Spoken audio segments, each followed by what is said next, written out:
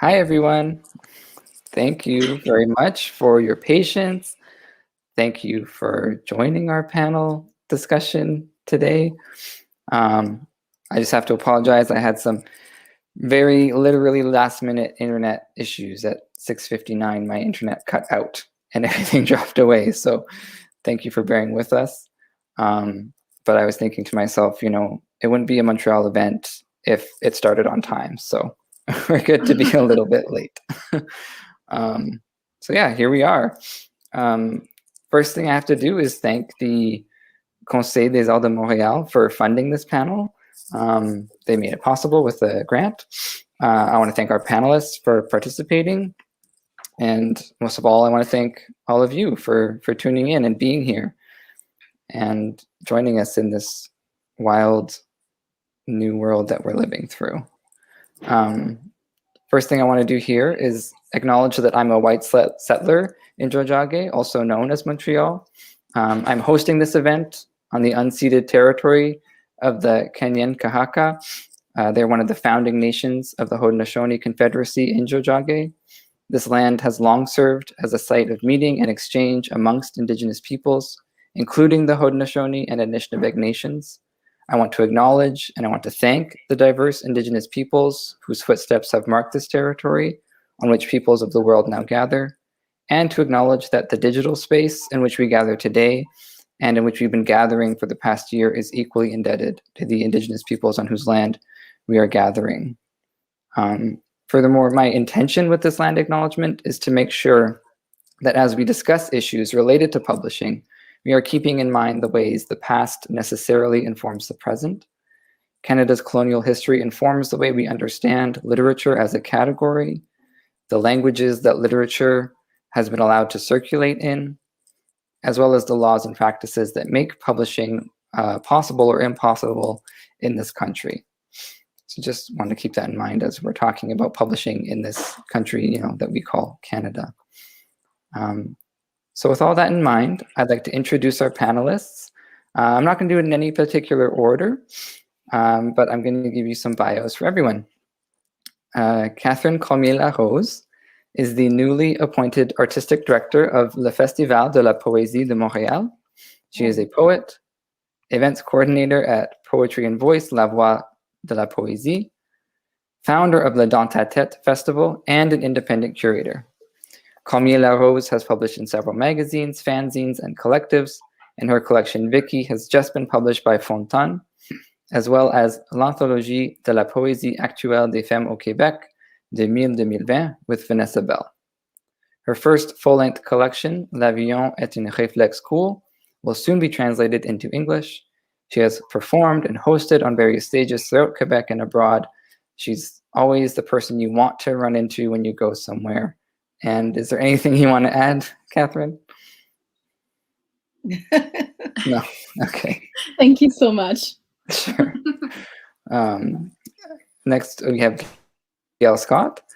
Welcome, Gail Scott. Gail Scott writes about cities. Her first novel, Heroine, appeared in a new edition in fall of 2019 with an introduction by Eileen Miles. She has also written The Obituary, a ghost story set in a Montreal triplex, which was a 2011 finalist for the Grand Prix du Livre de la Ville de Montréal. Other novels include My Paris, about a sad diarist in conversation with Gertrude Stein and Walter Benjamin in the late 20th century Paris, as well as Main Brides and Heroine. Spare Parts Plus 2 is a collection of stories and manifestos. Her essays are collected in Spaces Like Stairs and La Théorie un dimanche, translated as Sunday Theory from Belladonna Press. Scott's translation of Michael Delille's Le Désarroi du Matelot was shortlisted for the Governor General's Award in 2001. Scott co-founded the critical French language journal Spirale, 𝗬𝗓, and is co-editor of the new narrative anthology Biting the Error, Writers Explore Narrative from Coach House. Her new collection of essays, Permanent Revolution, is published by Book Hug. She is working on a new book of fiction. She lives in Montreal. Welcome, Gail. Would you like to add anything? No, ça suffit. Ça suffit. Well, it's nice to read all those wonderful accomplishments. Rob McLennan currently lives in Ottawa and is the author of more than 30 trade books of poetry, fiction, and nonfiction. He won the John Newlove Poetry Award in 2010, the Council for the Arts in Ottawa Mid-Career Award in 2014, and was longlisted for the CBC Poetry Prize in 2012 and 2017. In March 2016, he was inducted into the Verse Ottawa Hall of Honor. His most recent poetry titles include A Halt, which is empty, and Life Sentence, with another poetry title, The Book of Smaller, forthcoming from University of Calgary Press. An editor and publisher, he runs Above Ground Press, Periodicities, a journal of poetry and poetics, and Touch the Donkey. He is editor of My Small Press Writing Day, and an managing editor of Many Gendered Mothers. In spring 2020, he won Best Pandemic Beard from Coach House Books via Twitter, of which he is extremely proud and mentions constantly. He spent the 2007 to 8 academic year in Edmonton as writer-in-residence at the University of Alberta, and regularly posts reviews, essays, interviews, and other notices at his wonderful blog, which I'm sure you all know. Welcome, Rob. Hello. Anything you'd like to add? I think that's good. I'm glad you got the beard in. Yeah. It's a good one. Next, we have Dane Swan. Toronto-based, Bermuda-born author and editor Dane Swan has written 3 poetry collections, a book of short stories, and a novella. His second poetry collection, A Mingus Lullaby, was a finalist for the 2017 Trillium Book Award for Poetry. He is also the editor of the critically praised Changing the Face of Canadian Literature. Very happy to have you here, Dane. Is there anything you'd like to add? Not much. My internet sucks because I'm in rural New Brunswick right now, but other than that. Well, we're just so happy that you're here. Thank you for having me. Next, we have Hazel, which is the celebrity nickname for Jay and Hazel. They are co-publishers of Book Hug Press, an independent literary press based in Toronto. Would you like to say anything more about that? You both have your own accolades, but if I'm condensing it, then that's that. Yeah, no, that works for us. Thank you, Jay. Very happy to be here. Happy to have you. I can attest that they're really fabulous to work with. Aw. Thank you. Thank you. Good to hear. And we have 𝗂𝗄𝗄 𝗏𝗑𝗏. 𝗂𝗄𝗄 𝗏𝗑𝗏 is a Canadian-Mexican poet and publisher. She is the founder and managing editor of Metatron Press, and she is the author of the poetry collections Ambient Technology and I Am Here. And she is also a screenwriter of experimental video games, Oceanarium, Songs of the Lost, and Museum of Symmetry. Recently, she was anthologized as one of the most influential female poets in Quebec over the past 20 years in Anthologie de la Poésie Contemporaine des Femmes au Québec. A Spanish translation of her poetry, A las Caramelos Notificaciones, will be published by Socios Fundatores from Argentina this year. She is currently working on her next collection of poetry, Boca, with award-winning poet Ru Borson. Her poetry has been translated, anthologized, and published in Canada, the US, Mexico, Argentina, Peru, Spain, Romania, and Germany. Hi, Ashley. Hey, Jay. Thanks for having me. Thank you so much for being here. Yes, so welcome. We've gotten to know your CVs and your accomplishments, and I'm excited to hear your thoughts on the different kind of topics and questions that we have scheduled for today. So we have all kinds of different editors here. I think one common association of an editor is someone who edits a book, right? Working one-on-one with authors, and that's certainly represented here. But we also have different editorial capacities. Editors who compile anthologies, editors who publish reviews and other materials online, editors who act as curators for events like readings, editing a group of people to perform together. So all of these kinds of different modes of publishing are very much on the table here, and I hope that we can talk about it. So the first thing that we'll be talking about, and hopefully I can stop talking a little bit, but is the idea of the slush pile. So where all these submissions come in, they're sitting there, they're waiting for you to read. And the first thing that we want to ask is, what do you look for when you dive into your submittable accounts in your inboxes?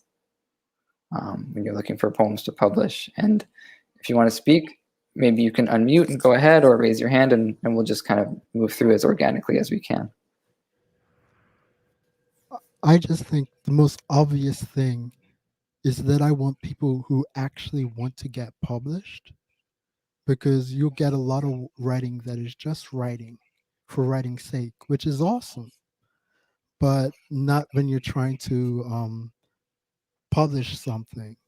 So I'm always looking for writers who understand that there needs to be effort to shape something in a way that'll widen our audience potentially.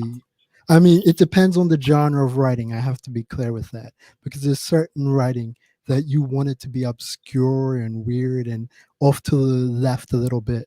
But if it's just, say, a poetry anthology, and it's like, and the poetry that's being sent to me is straightforward narrative poetry, I want to make sure the first thing I'm looking at is, okay, does this person really understand what it means to be a published writer, or is at least trying in their head, imagining what they think it means to be a published writer? And that's where I like to start. Mm-hmm. I mean, that might sound incredibly simple, but it's amazing how many times you'll be a judge for a contest or a screener or for a grant or whatever, and it's just someone's personal therapy, and it should be left there. It should be left in the personal. Anyway. Yeah, thanks for that. I think it sounds like a simple criteria, but I think being able to discern is not so simple. Rob, did you want to jump in? Well, that's a really good way of putting it. I've not heard it put it so well, so uncomplicatedly.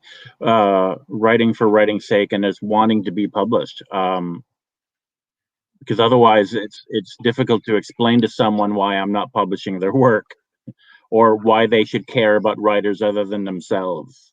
And that was an argument I remember having with people 20, 30 years ago, when I was saying, well, no, this bag of random pieces of paper I am not publishing into a book. Oh, did Dane go away again? No, that's just a good way of putting it. That's all. Yeah, and to add on to that a bit too, I feel like more so lately, I've been looking for submissions that have like a complete vision to their book. You know, I spend lots of time reading cover letters and the thinking and the way that writers are framing their works. And I think it's nice to see that writers are thinking just outside of the work a bit too, especially since I like to play so much with multimedia work. It's just, I enjoy seeing someone have like a whole vision for how their work is going to appear. So yeah, and that's aside from the work, but I do spend quite a bit of time with the cover letters and trying to get on the writer's level of what kind of vision they have for their book and what it is that they feel I can do to help them.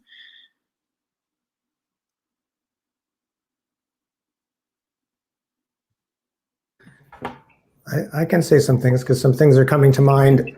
I love how Dane framed that, because it just reminds me that a lot of people think that to publish means to make a book, but to publish actually means to make public.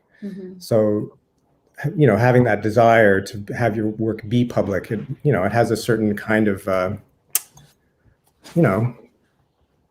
framework to that, right? But it also makes me think that there's publishers for everyone, right? That you've got, big publishers and small publishers and people that there's work that needs to be more public than other work, right? And I think that there are places for work to appear in different ways depending on what it needs to be, right? You know, like Rob's runs a chapbook press, which is, I think, different than what we run as a trade publisher. So there are questions about that. Like and it's something that I've discovered because our press actually began as a chapbook publisher and then grew into a trade publisher. So I have realized over time that there is some work that belongs within what would be a small press or a micro press world, and other work that belongs in a more trade, much sort of wider reaching audience kind of place. And there are publishers for all of that work, I think, which is wonderful. Well, I was really interested in the question, what's the difference between a poem that's going to appear online, in print, or part of a large performance? And, you know, I'm not in a position that, say, Rob and Hazel and, well, 3 of you are, 4 of you are, these days, of deciding which work should be published or not. I suppose my latest editorial work has actually been as a teacher of creative writing, when you're editing all the time, all the time, all the time. But it seems to me that, I mean, I guess I wonder why you have to make a choice between whether the poem's going to be in print, online, or whatever. I know that work does get oriented differently, but it seems to me that the really great work that we're all dying to publish, or we're all dying to read, hits all of those notes at the same time. And I wonder if anybody else feels like that, or if I'm just the idealist who doesn't have to deal with the nuts and bolts of money and so on anymore. Money? Well, what's that? No, survival as a publisher, survival is, I mean, I can be totally idealistic because I don't have those issues to deal with. But does that resonate for you, or do you look at books differently or poems differently, if they're spoken word, or if they're, I don't know, if they're whatever? I'm not publishing anything for a spoken format, so a spoken thing doesn't really fit into what it is I'm attempting. I'm even if it's online, it's still sort of a print format, right? So I can kind of go back and forth. It's usually where there's the slot. Okay, I have some open slots on the online thing, or I don't, or I have some open slots in a print thing, or I don't, and it's more to do with maybe like how a particular issue might be shaped, the timing of getting a particular work. Like, oh, I'm trying to wrap up that issue. Oh, good. It's much more that for me than worrying about, you know, will it fit in one format and not the other? Well, I mean, a lot of spoken word poetry doesn't work on the page very well, for example, but the best spoken word poetry does, you know? So I guess that's my question. It's not a question, it's a comment. I'll stop there. Well, I think that stage, it's its own form of curating and of writing and reading. And sometimes it does translate into a book, and sometimes it does not. It's one of the ways that you can experience, like when you publish in magazines, you are working on something, you are working on a series, you are working on something, and you put it into the world before you put it to the publishers. Because when you send it to small press, big press, independent press, you want, and we talk about it, you want to make sure that you have a book, you want to make sure that you want it published, you want to make sure that your submission has a vision. And the publishing in magazine and trying your work on stage, that's the experiment way. Does my work works? Do people react to it? What's happening with my work? And then if it's already good, you're right, it will become publishable in a book. Doesn't matter if it's spoken word, written for the scene, or written for a book. But sometimes it does not find its way into Yeah, to no. work, I think. And that I love, because what you can hear on a stage, sometimes you will never hear somewhere else. And then you will read this poem and it will be different. I just quickly want to jump in. I started out in spoken word. And so one of the first things that I learned when I tried to work published on the page was that the medium is the message. And if you're not coherent to that, then you're going to lose out. So with spoken word artists, if they're cognitive of the fact that this is going to end up on the page, then they're you can tell in the performance if they understand, I want this to also be published on the page. Yeah. But it's about being cognitive of it. As I said, the medium is the message, and that's something that a lot of people forget, or they don't understand the importance of those words. I like what you said, Catherine, about the stage presenting an opportunity for experimentation. It seems like I don't know, just kind of an interesting place to be thinking about generating work. And maybe if you're writing something and you want to perform it like spoken word, and then you try it out, and then you gauge the response, you get back and you make it work on the page a different way. Seems like a productive sort of thing. So I'm going to just bridge to the next kind of question here. So when you're in your inboxes, when you're in your submittables, what does it feel like when you come across a poem that you can't wait to publish? Or sorry, not a poem, but any work that you can't wait to publish, a novel that you can't wait to publish, a short story, a novella, whatever it happens to be, you know, it's not writing for writing's sake. It's that work that you know is, you're like, this is why I'm doing this, you know? That's kind of what I was driving at. I'm thinking of prose because that's what I do. And I was thinking of how language sounds in prose. And recently I've been reading the Trickster series by Eden Robinson.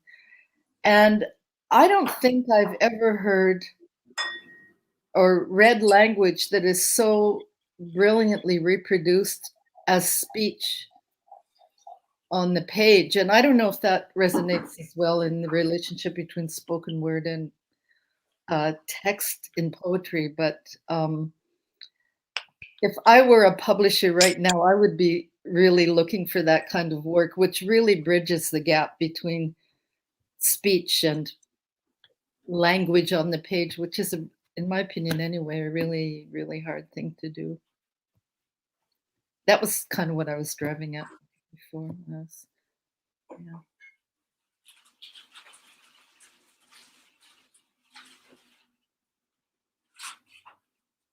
Yeah. Have I completely derailed the conversation? Yeah. Yeah, you shut it down, Gail. No, I think we're all just like, No, I mean, I feel like No, I think just, we're talking about you it. guys are picking books to publish all the time. How do you? Yeah. No, I mean, it's relate one of the to things that question? yeah, it's one of the things that I think is such a joy for us, right? It's kind of the joy of the hunt in a way. You know, you're sort of looking around, you're seeing what's going on, and then you find the thing that's just, it speaks to you, and it tells you, like, you know, I want you to publish this, and you get really excited about it. And sometimes you have to go to bat for it. You know, you're dealing with an agent or something like that, and you have to like try and figure out how you're going to pitch everything. And it's I don't know, it's a really interesting kind of game that it's so fun to play. it is so wonderful, though. It's true when you do come across that piece of writing, or, you know, regardless, as you said, Jay, the genre, but when it just grabs a hold of you and you just feel that spark, that excitement kind of begin to ignite of just, you know, that need, like that want to publish it. And then having to kind of also, though, like, we have to take a step back and start to kind of, you know, think of a few other important questions as well, though, that we, you know, we need to answer and be responsible to before we can really kind of, you know, make that decision. But if that, if that feeling is there, that's usually what really kind of guides it from the beginning, right? Yeah, totally. Yeah, and I know when we were doing the trade books, there was something very exciting about being able to do a lot of debuts. You know, despite knowing that we didn't have the structure or resources to support them, if they wanted to go on to like a larger publisher for a second or third book, I was very happy with that, because in my mind, we allowed them to get to that point, and that is a good thing. And then, you know, we could go look at some other people. And I know there was a publisher a couple years ago publicly frustrated that they were losing debut authors to various big publishers, and making some sort of public unpleasantness about that. But it seemed like a lost opportunity that they could have branded themselves the publisher you look for the names you haven't heard of yet. And that could have been their brand. That could have been the way that they were promoting their own work and getting more attention. But you know, unless you're really giving the sales or the marketing, I don't think a loyalty is specifically owed, right? But there is something very exciting about saying like, hey, look, this is the first thing by a person. That's cool, eh? That's a lot of fun. But then I also like doing at the same time, hey, there's a new thing by this old person. I like doing them. I like doing the mix. That's exactly what I love about curating event, festival, anthologies. It's this idea that Dane mentioned it at the beginning. If you write and if you're interested into literature, you need to read. So we do read all of this new work, old work, everything. And I see the business of curating event as something that comes with archiving, because you ask authors that you love their work to come on stage to read some extract of it. And you ask authors that haven't been heard yet, that are working on new work or haven't been published yet, and you also ask them to do something on the stage. So it's a very different way to choose who's going to be on the stage, but it's a way where you can also mix and match publishing house, and sometimes those voices have never met each other. Yeah. So I think that for the public, it gave them really what literature or poetry is about, and then they can choose the authors they want to follow, they want to read. They will read them again because it's new work. Yeah.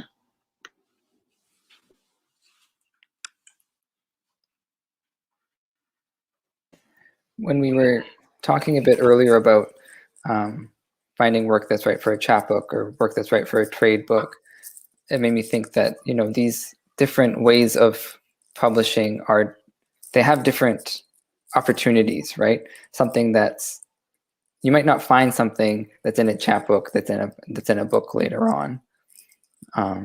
And same with just, you know, different houses, like Rob was saying, you know, these smaller presses that might put out a debut author, like you said, that's a big opportunity to kind of show like, this person's been doing amazing work, and here's a big opportunity for me to represent them as an editor, and that can be a really exciting process. Do we want to have any last comments on this before we switch topics? I guess I can speak a bit about you know, Metatron. We do books, and we do in-person events and digital events recently, and we do short poems on our Instagram, and recently video poems as well. And I think for me, I really identify with being a curator of literature and creating platforms to showcase these different ways that people express themselves through literature. It's not only through writing, as we've talked about during this question. It's it's multifaceted. So it's a hard question to answer, but I feel like the pieces usually know what format they want to be in. At least that's my idea of it.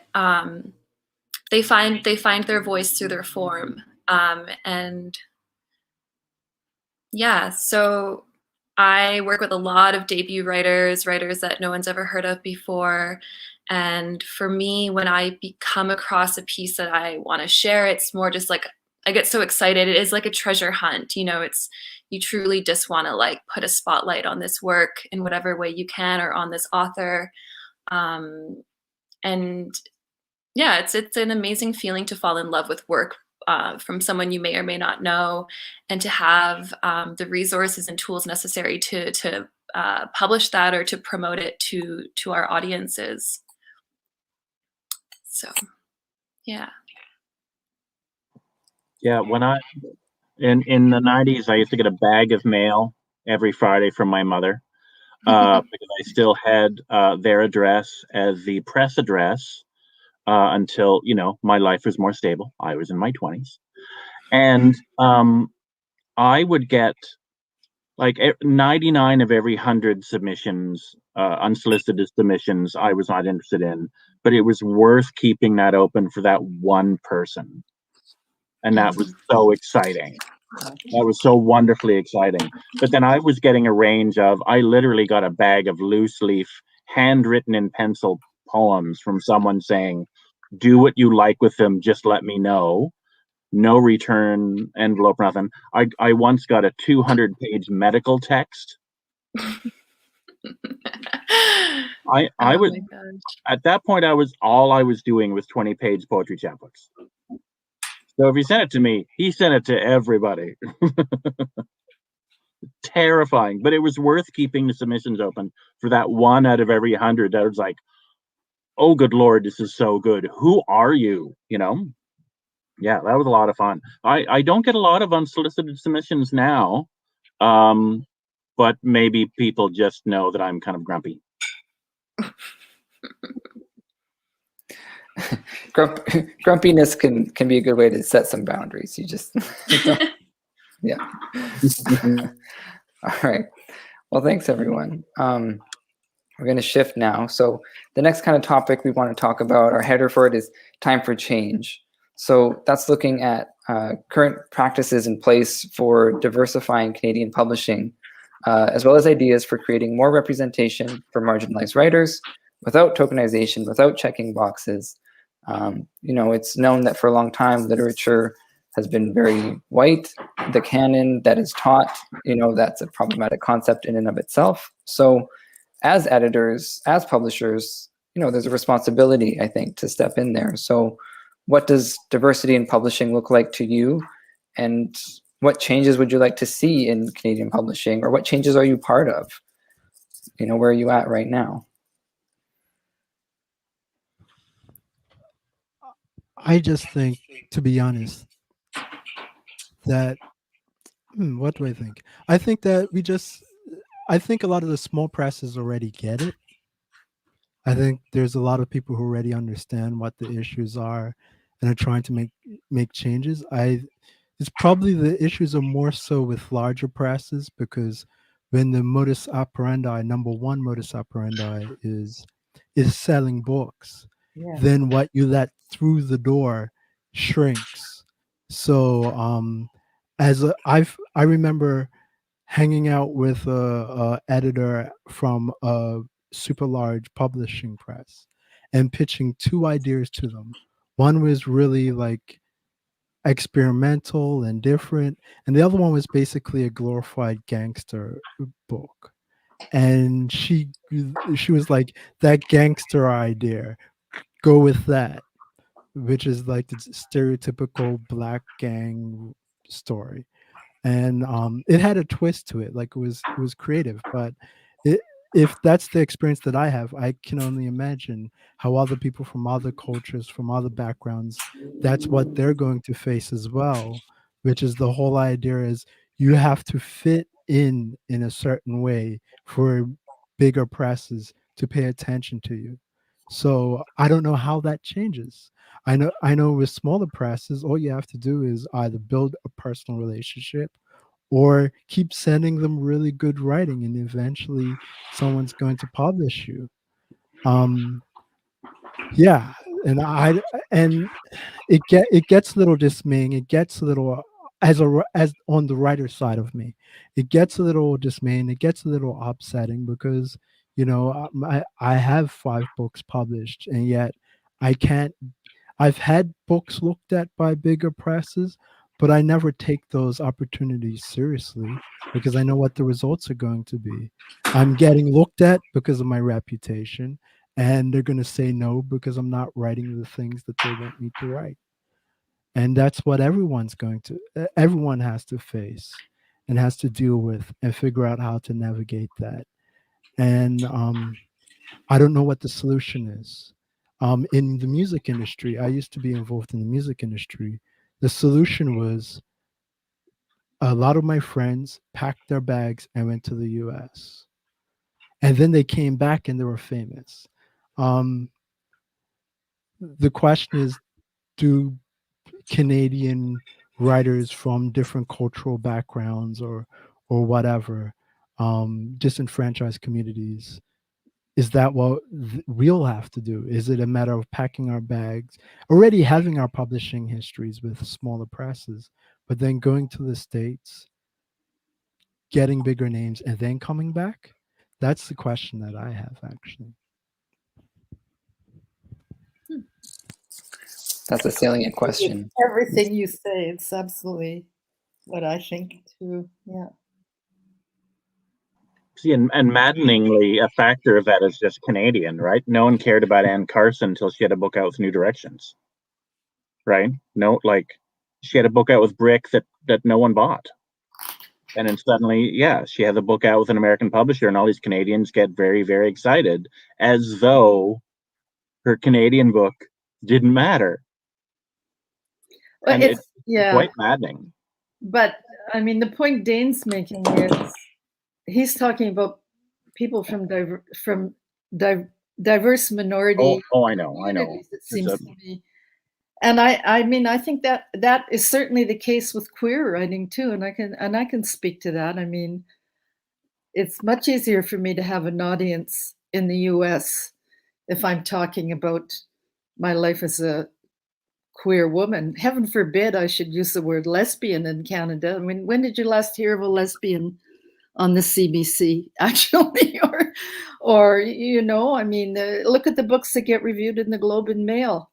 It's not like that in the States, probably because it's vaster and huge, and there's place for all kinds of diversities. But I think what Dane's saying is absolutely true.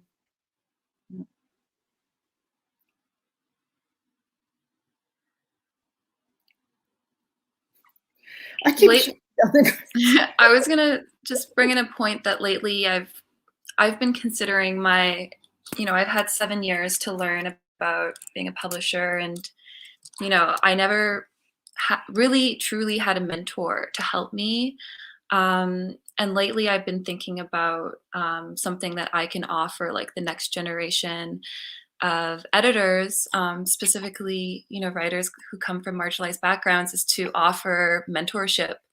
I think just having presses run by people of color and queer people is what we should be focusing on. And I feel like, I don't have the financial resources to like give people money to start presses, but I do have a lot of information and knowledge. And lately I've just been thinking about that. I'm feeling this pull and this certain duty to offer mentorship to younger editors, and not only younger, I just mean like editors that are just getting started, and passing on my resources to them.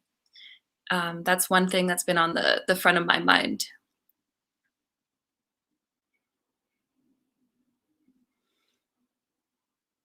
Because mentor, I don't know, like, I'm not sure what your guys' experience is. You know, we have a bunch of, you know, a diverse group here. Did you guys have mentors when it came to, you know, when you were learning and getting started, or was that something that you learned on your own? I guess that's a little off topic. I'm sorry, Jay. We can backtrack and you can keep us on par. Do we need to keep on track, Jay? Me and Jay? Let's keep on track for a little bit. Yeah. I don't think it's off track because, I mean, when I started writing, what made the difference was having a community of writers like you're talking about who said, okay, we're not putting up with this anymore. We're going to do our thing and we're going to make sure we're heard. You can't, it's hard to do that if you're just operating by yourself. You really need to gather like minds around, I think. Yeah. Yeah, I deliberately went after people when I started attempting to publish and asking, okay, how did you do this? How do you do this? How does this work? And you know, basically I was just doing photocopies and folding. So it was less, I don't need to explain anything to a marketing whatever or a funding body. I'm just doing whatever I feel like doing with the resources I may or may not have. But I spent my 20s asking a lot of questions to a lot of people. Joe Blades at Broken Jaw Press was pretty helpful because he'd been doing it for about a decade longer than I had. Colin Morton in Ottawa had done chapbooks about 5 years before, and books 5 years before I showed up. There are a lot of people around that I just asked, and most people are fine with being asked. Most.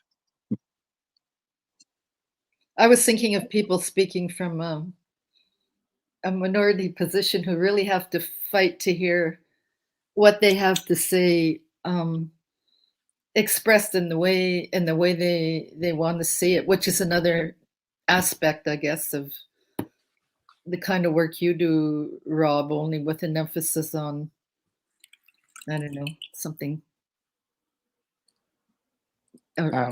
directly politically, perhaps. I don't know. Yeah, there's a question from Linda Mcclure in the chat about, do you include those with chronic diseases and disabilities as part of the group of marginalized writers? So I think that's a question that opens up, you know, what's the definition of marginalization, and how can that be, you know, properly accounted for when thinking about publishing and editing? Is there one definition? I mean,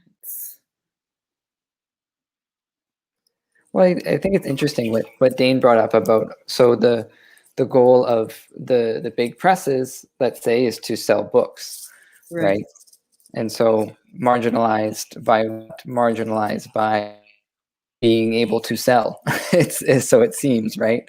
So it seems that whatever identity category would put oneself in a position of being marginalized and being able to sell books, then that seems like an axis of identity that would need to be incorporated into that definition.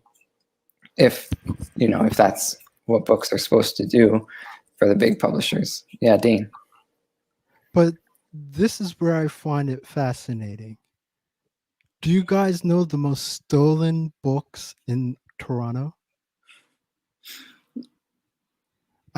For some reason, what's the gentleman who wrote 1908Q, or Japanese gentleman? Haruki Murakami? Yes. His books are the most stolen books in Toronto. Really? Or at least they were a couple of years ago. And the reason was because there was such a huge secondhand and underground market for his books. So we're told that because someone is a minority, that their books are going to be sold to a smaller group. But I don't believe that's true. I believe that if you allow certain stories to get out there, that they'll find their place.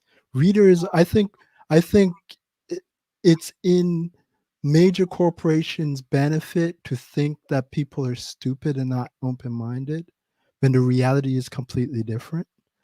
I'm currently in the middle of nowhere in New Brunswick. Every person around me, except for my father, is white. I haven't been more spoiled since I was a 12-year-old child.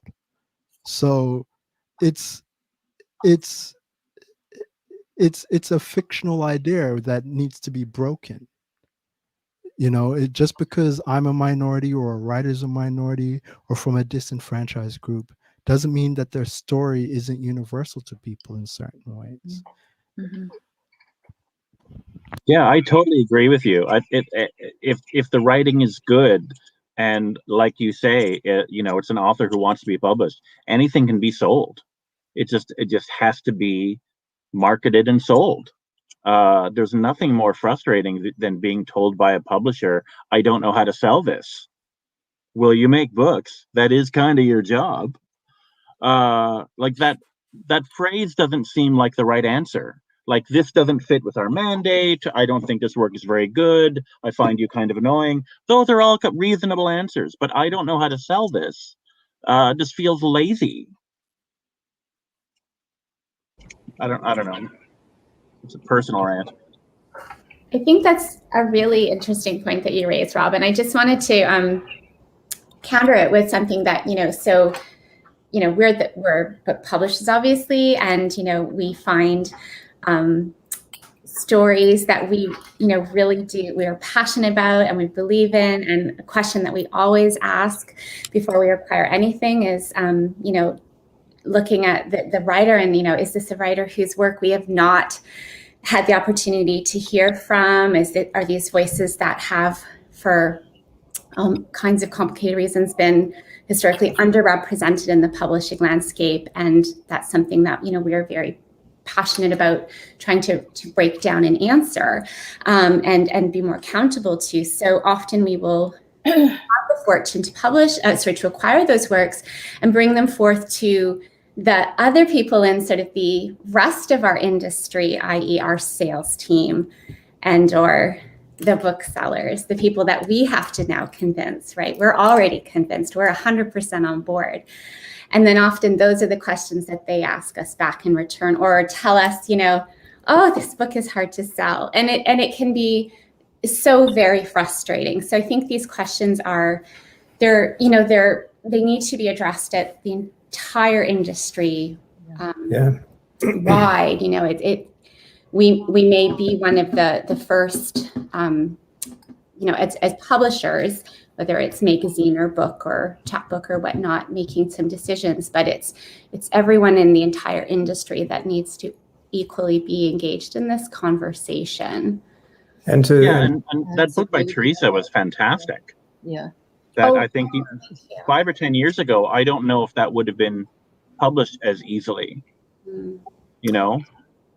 And I have heard from publishers that they said, well, our sales force doesn't like it, or our marketing doesn't like it. Well, who works for who? Mm-hmm. No, I know. Who's in charge of the process? To even follow up what Dane was talking about in terms of the larger houses and things, we've even had experiences where we'll be doing right sales and be meeting with somebody from a large house somewhere else in the world. And we'll be pitching a certain book, and they're like, "Oh, we already have that kind of book on our list." Right. It's there's a kind of, like Dane has mentioned a few times about, like, the narrowing vision that the larger houses have.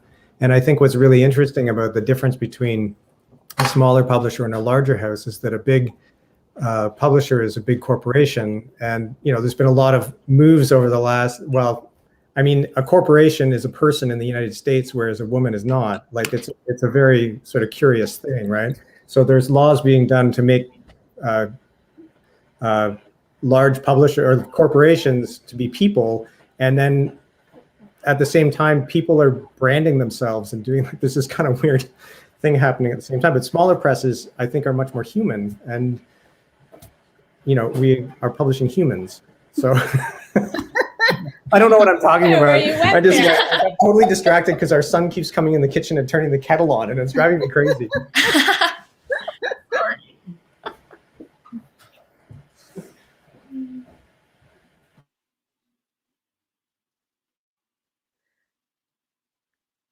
That was a good round.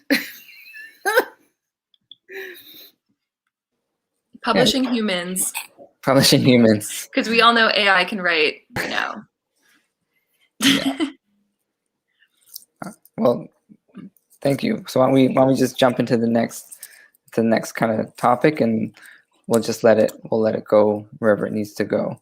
So this is thinking about language in publishing, which I think is it's difficult because we might read and write in one language, right? But we might read and write in more. So this is to think about what role editors play in bridging gaps between language communities in Canada. So what are some barriers that might be faced as to editors to cooperation between language communities? And then thinking about translation as kind of the way that this often gets worked out, and what role has translation played in your experiences as editors? And also, being in Montreal, the language question is very much front and central. It's also in the news a lot right now too. So,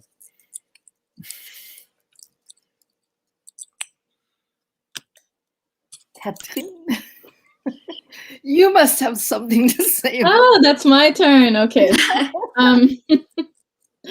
Well, one of the things that I love when you go into literary festivals and stuff like that is that you often have authors and poets reading in their own language. And sometimes there's a live translation, sometimes they are not, but you still can get something from the writing that it's totally different. And it becomes more and more, well, we see it more and more in publishing, that if the publishing house has some Indigenous writers, for example, that write in different languages, they tend to publish with both languages. So that's something that's happening now in Canada, especially in Quebec. And those languages, I almost consider them, from the question before, part of diverse voices, because you got a lot of diversity, and you talk on the chat with disabled and stuff, and we talk queer, and we talk racial, and we talk a lot of diversity. Language is one of them. We published different, and there's different I don't know, small presses, huge presses, and some of those voices got not heard, and that's why it is so important to curate some events when they all get here together and they have the same space. And with the 𝗟𝗏𝗁𝗫 𝗂𝗏𝗫𝗂𝗏 au Québec, that's what we try to do. It's Quebec related the last 20 years. So of course we have a lot of women and I don't know, trans and non-binary person that got their way into the anthology, because that was the space to get that discussed, to get the genre discussed, to get the diversity discussed. And we also include a couple of a Montreal English poet, because we don't know why, but English person and French person in Quebec, they're like, yeah, there's French Quebec and English Quebec. I don't know. Aren't they all Quebec authors? They should. They totally should. And one of our really important poet in Quebec, she's Black, and she's made all of her career in France and in Europe. She was like, it's the first time that I'm included in some Quebec literature. That's what we talked at the beginning when we said that you go to the US, you come back to Canada, and then you're more popular or more ran. That's the same thing. And I think, I hope, and I see it into the books I've been reading and into your publishing house and small presses and anthology, I think it is changing. I think we are reading more diversity, and we want to, and we get everyone so much interested. But that was a long way. That was too long. And Catherine, you've done such important work, like bridging the gap. Like, I'm an Anglophone writer living in Montreal, and I can actually say, like, single-handedly, like, you have had such a huge influence on, like, my ability to reach a French audience with my work. And I just like, you know, I feel so grateful to be able to be in this place now where Metatron books are being translated into French. And I'm trying to get grants to like do translations myself, because we share so many things, but we don't share language. And I think that it will help us understand each other more and connect more if we can read more widely across translation. And that's not only for French English, that's for all the languages that we have in Canada, which are many.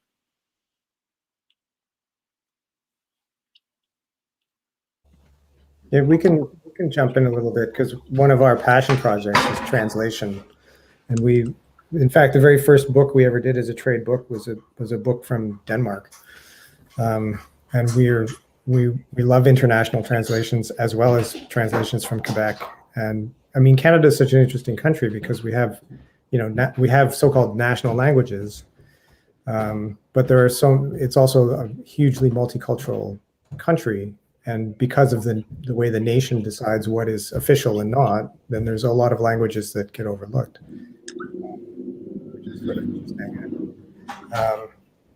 I don't know. Yeah, but it's true. Like, so we have a literature and translation series, and it's, you know, it's quite dedicated to publishing translations from Quebec, but more and more we are also publishing some international titles, sort of hearkening back to that first book from 2004 that was a Danish poet. And it's just something that we just adore. We love to do it. And similar to what I spoke about during the last question, though, is where we come up against some challenges is, again, presenting those titles to our sales team, who often look at us and think, what are we to do with this in the English language market? Like, they make it often very clear to us that we have brought them a book that they don't know how to sell to booksellers, to libraries, etc. And it's terribly frustrating. And not to sort of, you know, pat ourselves on the shoulder by any means, but we currently have a book that we publish in translation that's on like the International Booker shortlist. And even that title, trying to pitch it and convince our sales team to get on board with it was an impossible task. They knew not what to make of it. In fact, we even started to get messages from Indigo criticizing us for the cover design. There was just this wall of, you know, everybody saying no. And now they're like, oh, it's nominated for this quite prestigious prize. Tell us more. So it's a fascinating. But even then, it's still difficult to get media to pay attention to it. Mm-hmm. You know, we were lucky. Like the Toronto Star ran an excerpt from the book, and that's basically it. Like, and there was an interview with the author on the CBC. Mm-hmm. But like, you know, even the national publishing magazine in Canada will not make an announcement that an independent Canadian publisher published this massively important book. Not to pat ourselves on the back, but it's a massively important book. But they will put a picture of Rachel Cusk on the front cover because she lived here for 6 months and then went away and became a British citizen. You know, like, she's a Canadian author more than we are a Canadian publisher. You know, like, it's sort of interesting. That's really fascinating. It's a really interesting kind of thing. And we should stop talking. Yeah, I mean, I have one other thing to share about translation, but I'll let other people talk first. Yeah, I've been doing a lot more translation, but then, like, for above ground, because I'm doing 80 chapbooks a year, you know, because I am ridiculous. It gives me a lot of flexibility to make numerous chapbooks of translation from French, from Galician. You know, Aaron Moray has sent me a couple things. Kashgar Mohammadi has sent me a couple things. And, you know, 140 subscribers to the press get every little papery bit I make. Even if I don't sell a single copy, 140 copies are out in the world. So, you know, if nothing else, I'm supporting Canada Post and Staples. And then through periodicities, I'm putting on tons of translations.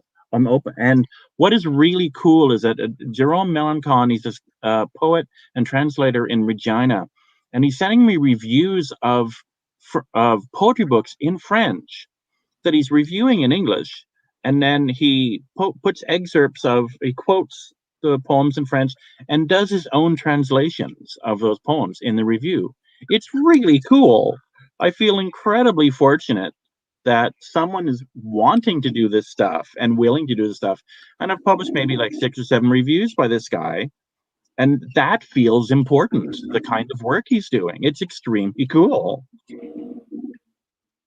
But I can do this because I'm just doing a million things. So I'm not doing 4 chapbooks a year and having to try to get a return. Like, I'm losing money no matter what I do, so I might as well have some fun with it.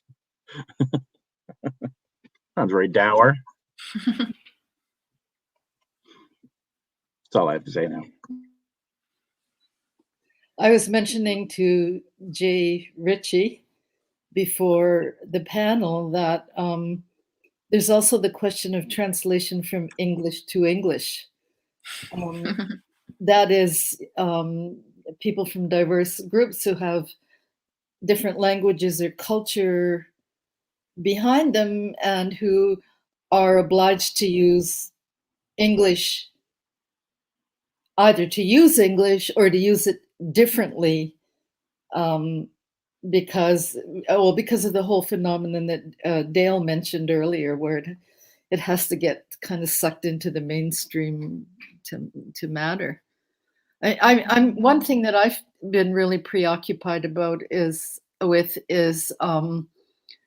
the question of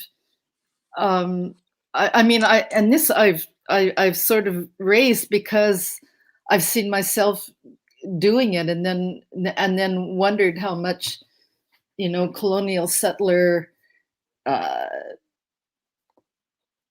issues are involved. I'm so fascinated with how a lot of the indigenous writers who have a storytelling background probably and also know how to apply speech to text in a way that I think is really special. But even in admiring that work, I keep thinking to myself, they have to translate all the time.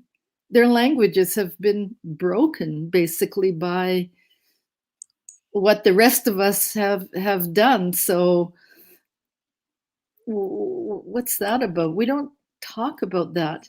I'm so glad that Louise Bernice Half is the poet laureate right now, because her work on the relationship between being a Cree speaking person and writing in English is absolutely fabulous.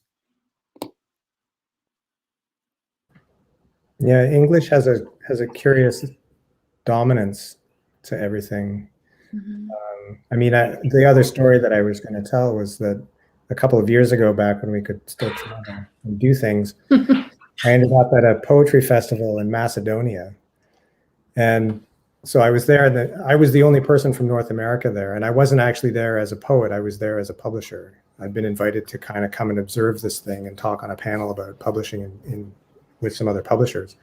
And what was great is that every night there would be a 5-hour poetry reading where all of the people that were there would read a poem or two that they had published. And the only way that they could be at the festival is if those works had been translated into English.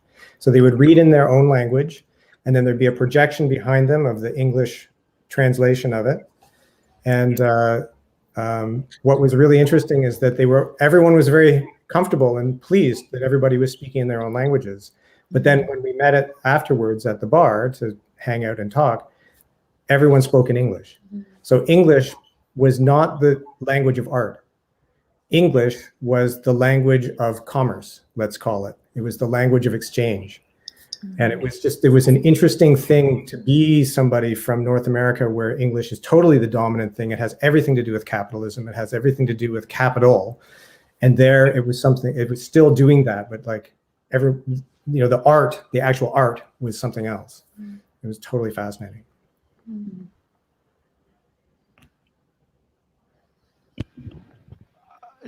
Curiously, do you think that's also tied to like writers in the Caribbean who are now writing more and more in patois and more local dialects? Yeah, I mean, I think that's really interesting anyway. Yeah. What do you think?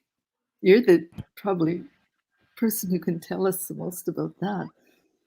I'm not sure, because my perspective on regional dialects has changed as I've aged. Okay. Before, when I was younger, I saw, say, Jamaican patois. My mom was from Jamaica. I saw Jamaican patois as I saw it as its own thing, almost its own language. But as an adult, I see Jamaican patois as English.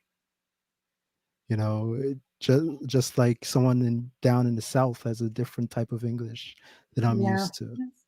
Yeah. I'm thinking of that. I when I was doing some research for my book, Permanent Revolution, I listened to a tape by James Baldwin that he gave at Berkeley in the 60s, when he said, "I'm speaking English, it's the language of the enemy." Which I thought was great, because he was really saying, look, I have to do this incredible effort of translation to speak to this university. Well, not an incredible effort, but he was making it clear that all the time he was doing this kind of shift from one space to the other. And for me, that's really, really how imperialism operates in the zone of language. You know, I mean, in a different kind of way, that is a kind of everyday battle in Quebec. I'm sure you'll disagree with that. You know, you walk down the street and you're like, okay, what language? Even what accent? You know, I mean, it's very complex living in a situation like that, but it's also fabulous, really. Yeah.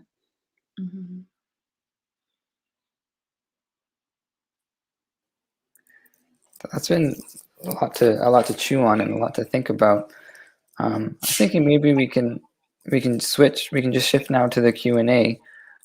So all of you wonderful people watching, if you have questions for your panelists, now's the time. What we're going to do, Linda Mcclure asked a question a little bit earlier, so I'll just put that up on the screen here. The question is, so what do you look for when you're publishing an emerging author?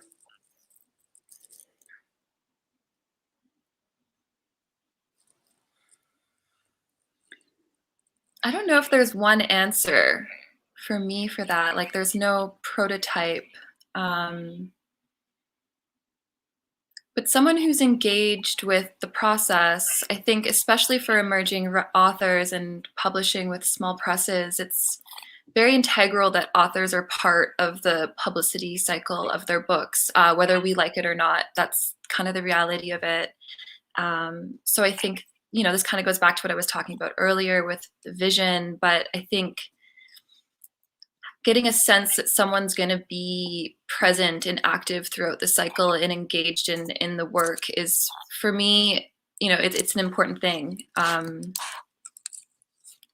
Yeah, this interest in kind of because you are co-producing something together with, when you work with a small press, it's a co-production. So I think getting a sense that someone has ideas about their work and is excited to work with you is, you know, that's a good start, I would say. Well, and we're still at a point where most small press books are sold by the author, right? So if the author falls off the planet just before the book comes out, you know, why is an entity putting resources into a book that can't sell itself? So just someone wanting to be engaged in the process.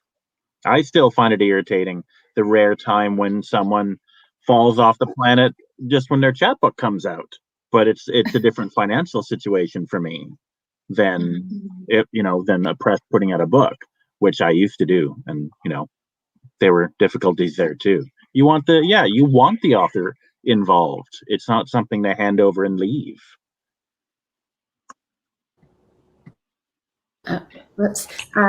Yeah, I would just sort of add to what both Ashley and Rob have been saying, because I think that we would agree with all of that.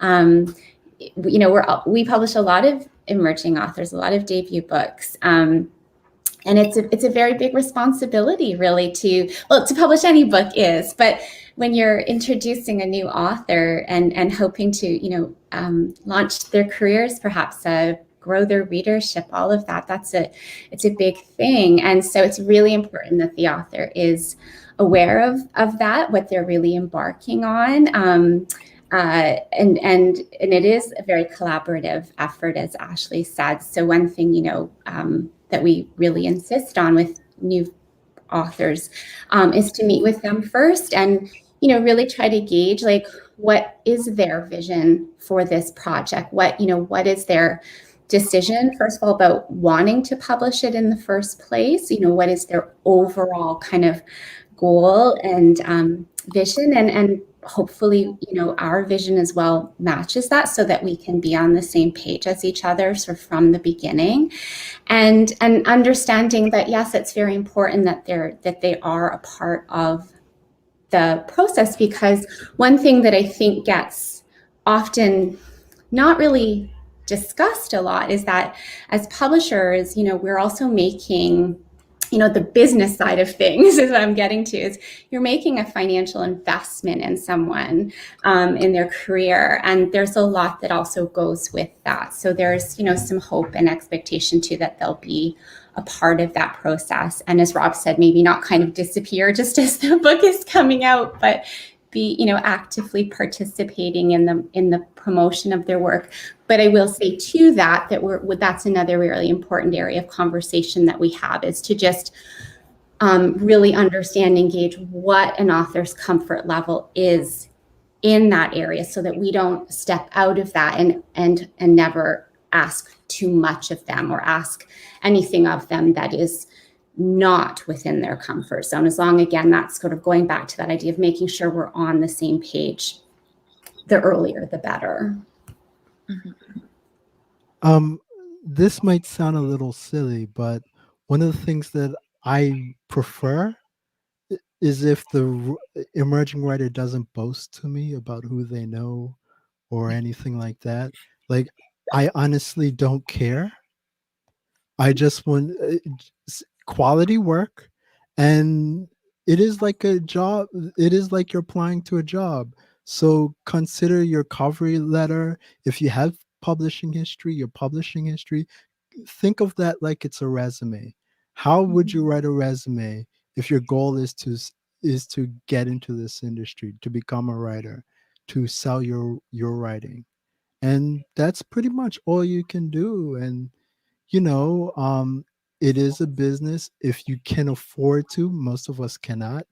If you can afford to have a professional editor look at your work before you send it, awesome.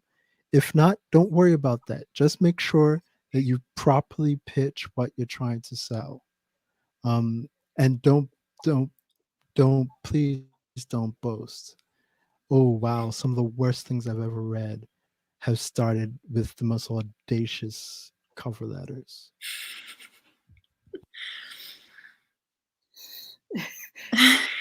I bet you've seen a few of those too, Jay.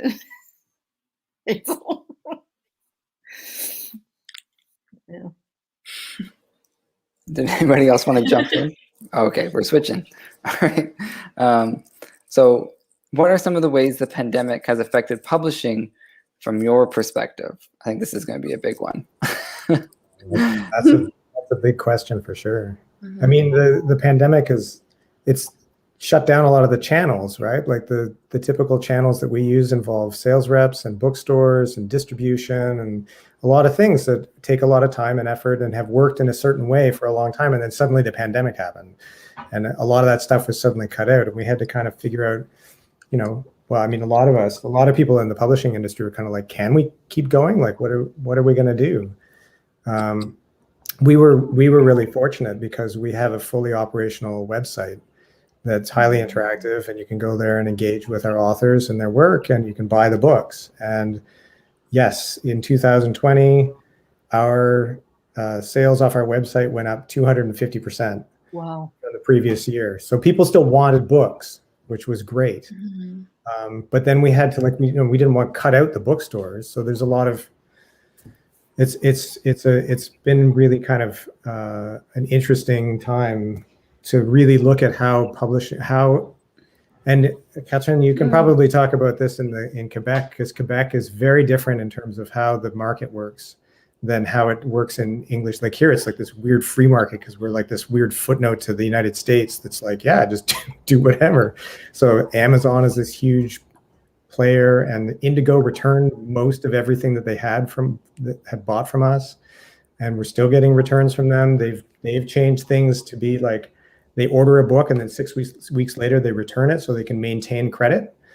And it's kind of because books, the book industry created this thing during the Depression called returns, which was in order to help, because of the Depression, to help maintain books being out in stores. Stores could store them for a year or try to sell them for a year, but then they could return them for credit. And we still operate under this kind of we're the only industry that operates this way. It's really strange. So yes, there's a lot of like really strange gaps that have been revealed because of the pandemic. I think we've learned a lot. Yeah, I mean, I think you're speaking a lot, TJ, to like the supply chain, the interruptions in the supply chain. But I think what it's taught us just about publishing too is it's also really kind of helped to narrow and focus things a lot more too, because perhaps so much of the greater supply chain had these interruptions, and we still have them here in Toronto. We've been in lockdown since November 20th for the umpteenth time, and our bookstores still aren't open. So we're still seeing these interruptions, but it's just made everything therefore be placed on the table and up for reconsideration of how we can do the things we do, but just in a new and imagined way. And there's something really exciting about that. And also it's been terrifying. I just have to be differently organized. Like, obviously I can't organize book fairs twice a year right now. So that's a financial hit. And then like a social hit, obviously. I don't know how to do proper layout. I'm sure half of you already know this. I'm still doing cut and paste. I'm still using scissors and tape to make a chapbook original, which has been pointed out to me as being ridiculous. But it means that during the current Ontario lockdown, I can't take anything to the printer at all, because I don't know how to do a design thing. And I've convinced, but once a year, I can convince Christine to do one item for me. She won't, like, between job and, the babies and stuff, there's just no way to do any more than that. So I was able to send one thing in today, and I can pick it up at curbside. But otherwise, I'm waiting for June 2nd. I'll probably put in like 8 things. I've mainly been organized enough to, like, there was the lockdown just before Christmas. I heard within 3 days notice, I got 6 chapbooks ready and put them in immediately, picked them up at curbside, and then released them over the next 2 months. I already had a couple for January, a couple for February. I could still do my every 2 weeks at the post office. So I was, the activity was still happening, but it was having to be organized in a far different way. And then separately, the pivot of doing periodices, the online journal, that emerged like 3 seconds before the initial lockdown. And then posting what ended up being over 100 videos in the virtual reading series. So people would feel less like isolated, a poet reading 1 to 3 poems in a little self-made video they'd send me. And so we'd feel less isolated. That was my goal in those initial 3 months. So I've become differently organized and then a lot more aggressive about reviewing and interviewing for all those authors that are just like, oh, we would have had all of these options. We can't do AWP. We can't go to this. So I've been more aggressive about being a reviewer and interviewer for those lost authors. I feel bad for them. You know, one tries to be helpful. That is, I think that's all publishing is, right? You're trying to be helpful.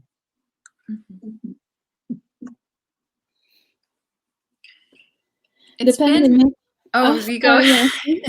You go ahead. The pandemic has been really hard for curating events because you can do so much online, right? So it brings me back to your question, and Judah, make me go back to your comment, Linda, on publishing drama queens. Because those drama queens, right? Sometimes their writing is not ready to be published, but we discovered them on scene, on stage, and then you're like, open mic, you cross the floor. How come we never heard you in literary festival? Have you published in some small presses? Have you tried magazines? And then it becomes a thing, and that's a thing that we really missed during the pandemic. We missed the new emerging voices that are not ready yet to be published. But in the other way, it made publishing books, I don't know. We've seen a lot of books during that pandemic. People are reading, their sales are up. People are attending some online discussions and stuff. So it's something very different. And I don't know what we are gonna go back to. Yeah, I'll also echo what Catherine said, where I'm so used to just going out to various readings in the city and discovering new writers and falling in love with their work on the stage. That's actually the way that I've found lots of the writers I work with. And when we launched our new catalog in the fall, it was honestly so devastating to not have the physical launch. Like, for me, Metatron is a community, and that we couldn't share that.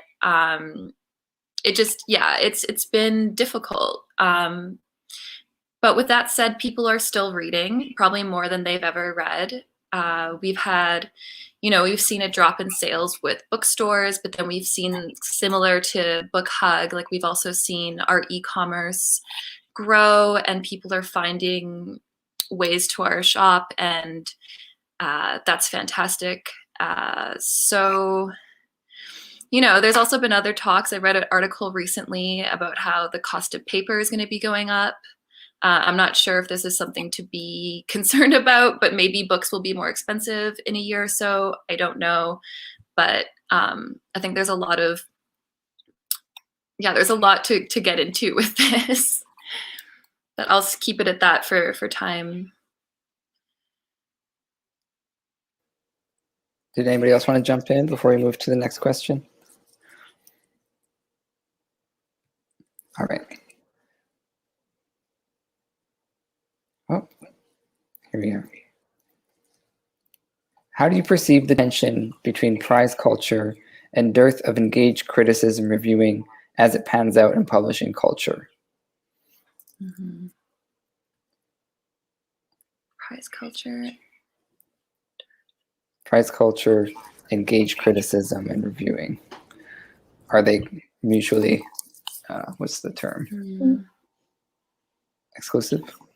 Well, that's a huge question, Mark. So I'm going to jump in first because I don't own a publishing house or a small press, so it's easier for me to go there. With my festival, we started for 10 years now, a gala. Every year we do an annual gala, and we are giving space on the stage for 12 to 15 people around Canada that must have had some reviews or some prizes or some lights on them. We started it very sarcastically, and it became kind of a thing. And I think that people they do some discovery there, and this is where you can put spotlight on voices that didn't have any spotlight on them yet. And often we do give prizes for fanzine and stuff.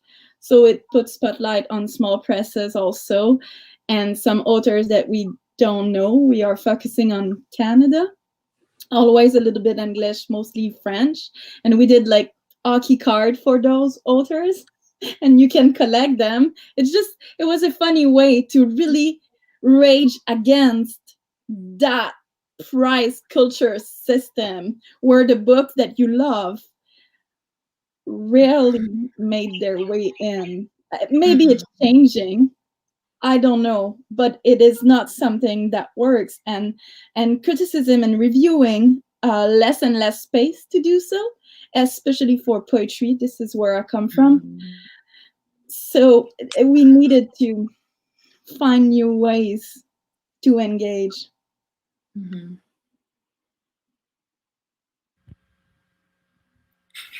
Rob, go. I'm gonna go. I think the difference really is, if prize culture is telling you what else to read, you're probably fine. But if it's telling you what to read, I think that's the difficulty. If you're using it as sort of a singular basis in which to discover reading, right? As opposed to like, oh, I'm interested in this kind of work. If you're just looking at, that, like I know writers who have attempted writer-in-residence gigs for years and stopped applying because all the people who were getting the gigs had won particular awards, and this author hadn't won any particular awards, which in a certain way is kind of meaningless as far as the work goes, as far as the publishing goes, as far as their activity, but to certain people it weighs one over the other, and that becomes kind of maddening because it does appear to be kind of random. Sorry. Yeah, no, I'm done. I'd like to know from people who are actually publishing books now and putting them out. That's a good idea. Where the engaged criticism is happening, because in the mainstream press, I'm not. I see less and less. So I'm just wondering what you have to say about that. Yeah, there's such a lack of criticism and reviewing, I find, in Canada, or like creative ways of engaging with work. Like maybe, I've been thinking, is the review dead? I mean, it's not, but it's very difficult to get people to engage with our work through reviews. But I will say, since Metatron's a bit more millennial and a little bit more digital, some of the best takes that I've read on the books are actually by readers just on Instagram posting like reviews, and I deeply value those reviews, and I know the authors do too. I think when you put a book out, you want people to engage with your work, and it's heartbreaking when you put a book out and no one says anything about it, and it feels like it happens in an echo chamber. And this is just something I think that we collectively need to talk more about within, Canadian literary communities. Like, we need to find new ways of engaging with each other, whether that's through reviews, criticism, or I don't know. But yeah, I think that there's less reviews here. I don't know. What do you guys think? Is that just me, or? I think it depends. Like Canface is doing a ton. Yeah, that's true. Yeah. Carousel is doing a ton. There are venues, but they're not, say, the traditional venues, right? I'm reviewing 100 poetry books a year. Which again, amazing. The word ridiculous comes up a lot. And I could easily be doing 3 times that if I had the capability, which is, would be inhuman. Because there's just enough interesting work happening. And one of the big things that propels my attempts to do all of this is knowing the horrifying idea that I might be someone's only review. That's disturbing. I don't understand why there aren't more. I know that not everyone's in a position to do certain things, and not everyone is in a position to do such for no money. I know that's a huge factor, and it's fair enough. I just made a choice early on to do all of this. I just do them because that's just what I do. It's a muscle now. I don't really think about. I'm just, probably going to do like 20 next week or something. I don't know.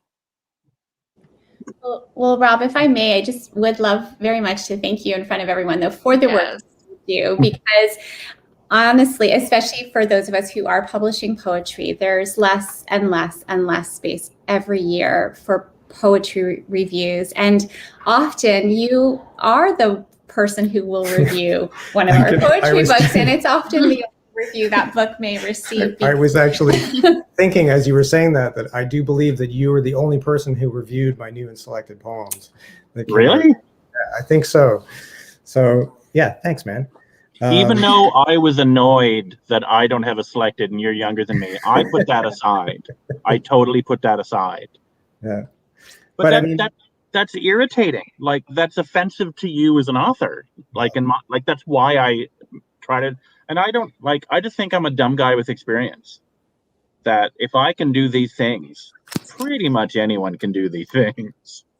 Well, it's really valuable then, and thank you so much for all that you do. Thank you to anyone out, who is reviewing poetry, because traditional outlets, it's just not something that they really take on. And there's, it's the whole thing where they want to know that people are clicking through and reading, and there seems to be this kind of holdout that they don't really have faith that their readers want to read a review of a poetry book, and so we don't see them being published, and it's a real shame.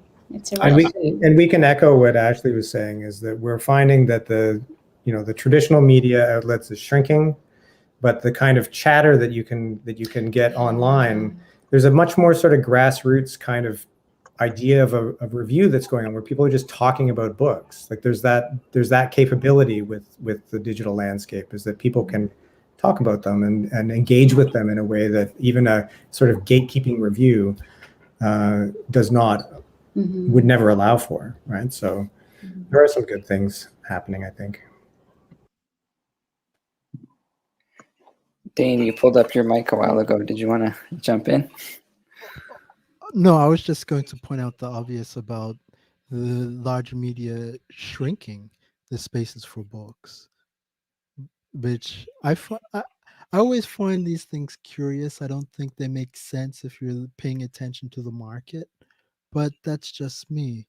I also, just on a bigger scope of the question, it does concern me to a certain extent, because I think these are two completely different issues. The prize culture is one thing, and then the dearth or lack of engaged criticism is another thing.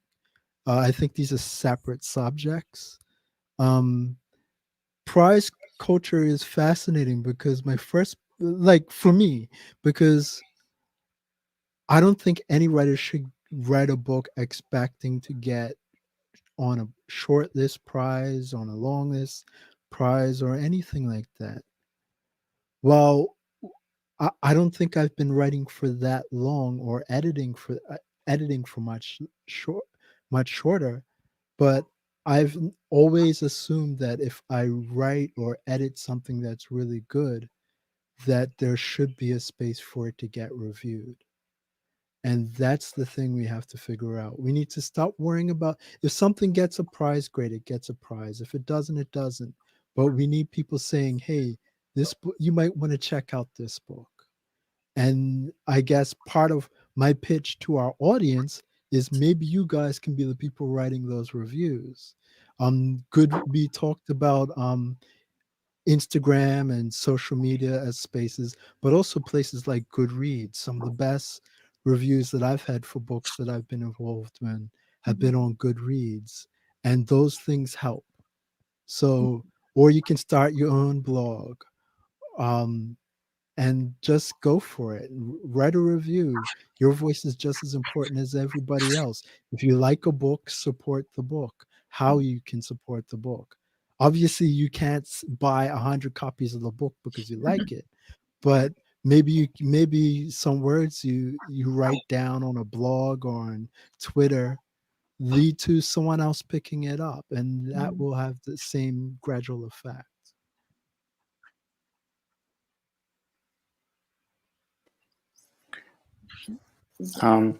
Because we did start a little late, I think it's okay if we go a little bit over time and maybe just do one last question. Whoops, sorry, I clicked the wrong thing. So we talked about this a little bit, and we know Catherine's answer, I'm pretty sure, but are reading series important to publishers and publicists? So maybe just some thoughts on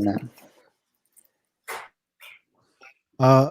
I just briefly, yes. Especially in poetry, and especially, any moment that an author has that they can be face to face with their audience is a good thing. The more human an author is, the better it is for sales and for the reputation of the author. So reading series mean a lot because that's what humanizes the author. I totally agree. Sorry, Ashley. No, it's okay. I'll just, Metatron grew from a reading series. So it's the backbone of what the press is, and it is incredibly important to me, and I can't wait to do them again. Sorry. Yeah, please go, Hazel. I didn't mean to.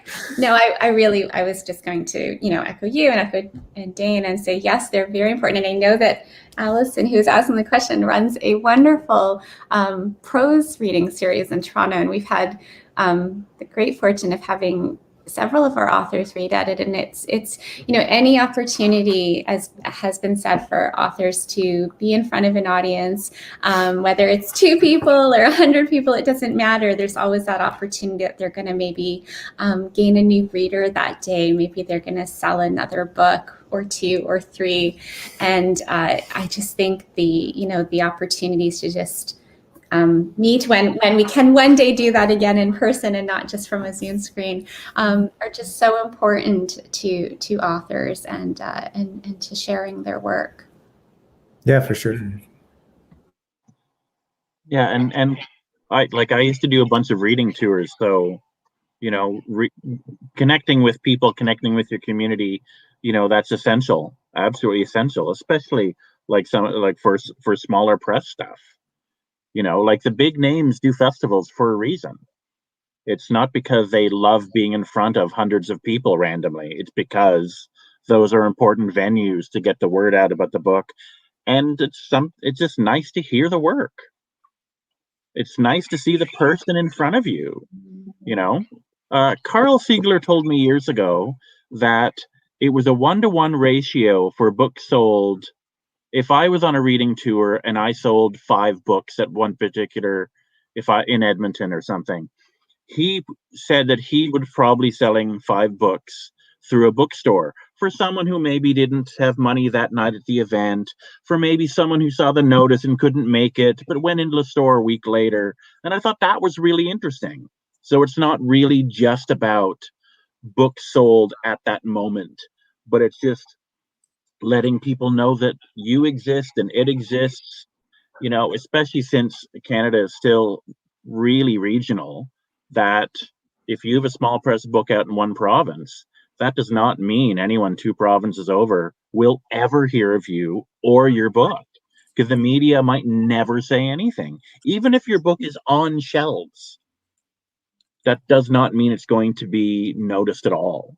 I was in Winnipeg in the 90s, and I had an author tell me in a bookstore, I've never seen a book by ECW, and behind her I could see 3 books by ECW.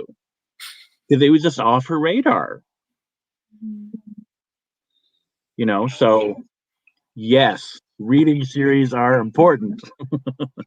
I feel like when we transition out of this time that we're in, I just feel such a profound appreciation for reading series in a way that I never imagined, because I'm, the whole concept of having access to a writer right in front of you, I don't know, I feel like it's going to be really emotional for all of us when we start hearing people read in person again. I think I feel such a deeper appreciation for like physical presence now in a way that I never before. And I feel like it's going to be really emotional when I can finally hear like some of my favorite writers like in person with me, because there's nothing like a live voice and a live person, as we've all learned the hard way this past year. Hopefully that's sooner than later. Who knows when though. I don't know if I'll be able to handle it. It'll be waterworks. Any last thoughts on that, or anything else before we wrap it up?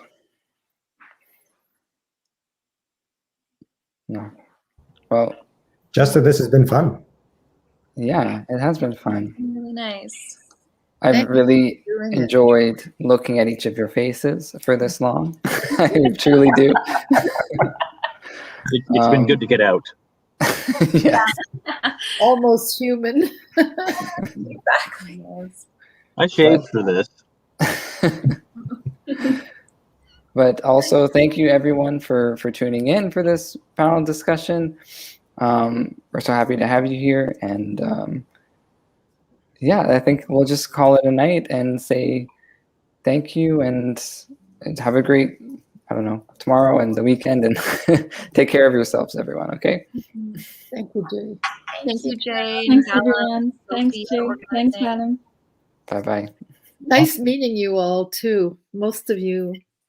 Half Yeah, of you. it's been really nice to connect with you all. Thank you to everyone for all the amazing work that they do. I like that Dane kept coming back. Yeah. I appreciate that actually quite a lot. That's a lot of work. Yeah. Thank you. Thank you guys. It was a pleasure to be involved with this. All right. Thank you. Such a pleasure. Bye-bye. Bye.